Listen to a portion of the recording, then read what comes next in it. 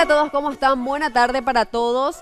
Vos sabés que una de las plataformas más solicitadas es Instagram. ¿Querés enterarte de lo mejor del año de esta red social? Sí, en el siguiente material te informas de todo, porque así arranca el Plus de la Tarde. Plus de la Tarde es presentado por Dismar, Salud y Cultura, Farmacia y Perfumería Catedral, porque amamos cuidarte.